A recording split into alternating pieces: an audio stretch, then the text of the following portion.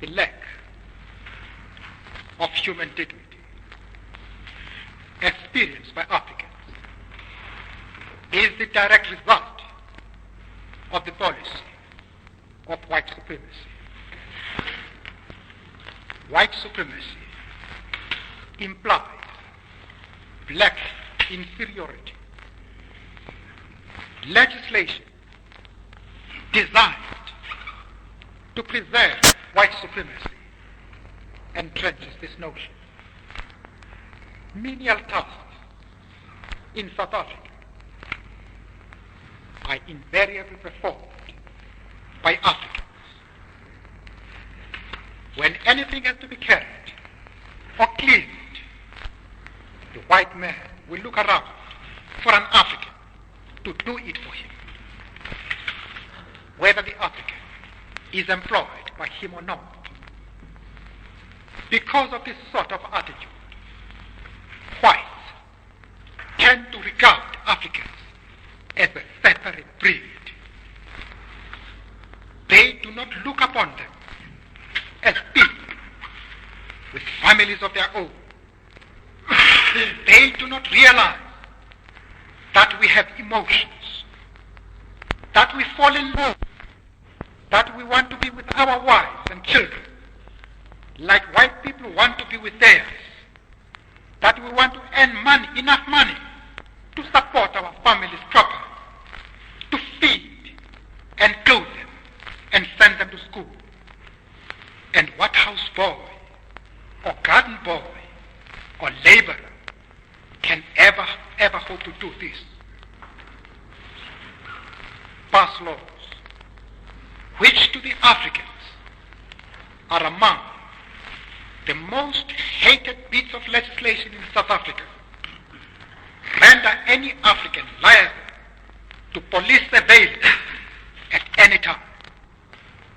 I doubt whether there is a single African male in South Africa who has not at some stage had a brush with the police over his boss.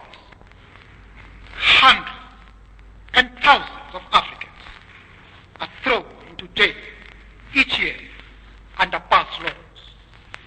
Even worse than this is the fact that past laws keep husband and wife apart and lead to the breakdown of family life.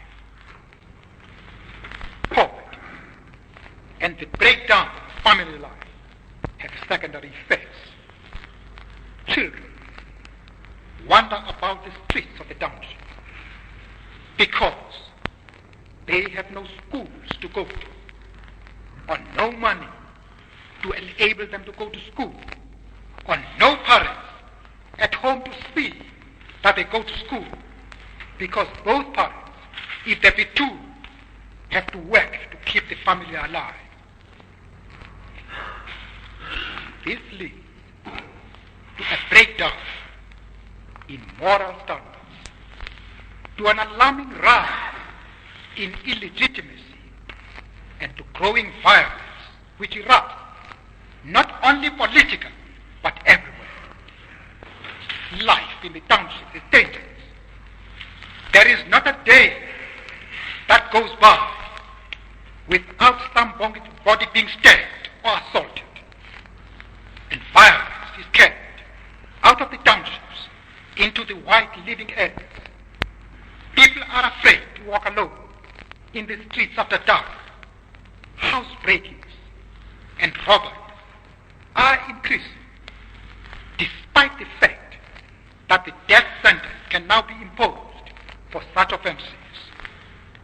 Death sentences cannot cure the festering sore. The only cure is to alter the conditions under which Africans are forced to live and to meet their legitimate grievances. Africans want to be paid a living wage. Africans want to perform work which they are capable of doing, and not work which the government declares them to be capable of.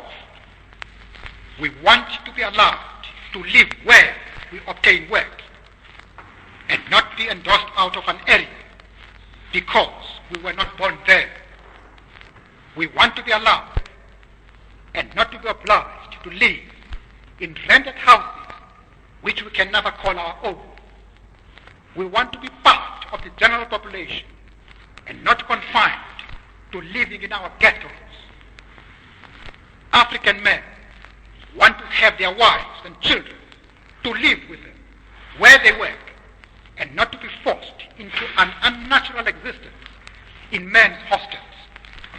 Our women want to be with their men folk and not to be left permanently widowed in the reserves. We want to be allowed out after 11 o'clock at night and not to be confined to our rooms like little children. We want to be allowed to travel in our own country and to seek work where we want to, and not where the Labor Bureau tells us to. We want a just share in the whole of South Africa. We want security and a stake in society. Above all, my Lord, we want equal political rights, because without them, our disabilities will be permanent. I know this sounds revolutionary to the white in this country, because the majority of voters will be Africans. This makes the white man fear democracy. But this fear cannot be allowed to stand in the way of the only solution which will guarantee racial harmony and freedom for all.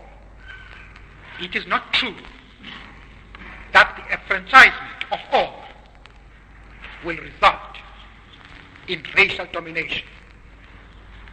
Political division based on color is entirely artificial. And when it disappears, so will the domination of one color group by another. The ANC has spent half a century fighting against racialism. When it triumphs, as it certainly must, it will not change that policy.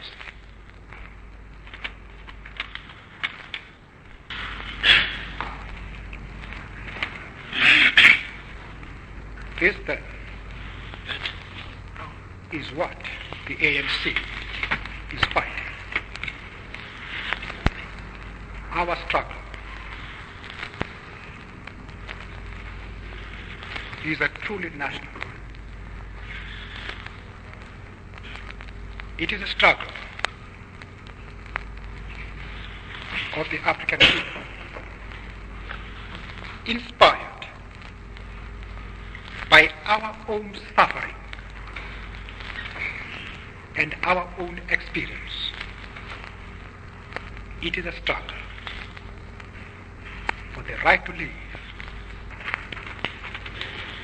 During my lifetime, I have dedicated my life to this struggle of the African people. I have fought against white domination, and I have fought against black domination. I have cherished the idea of a democratic and free society in which all persons will live together in harmony and with equal opportunities.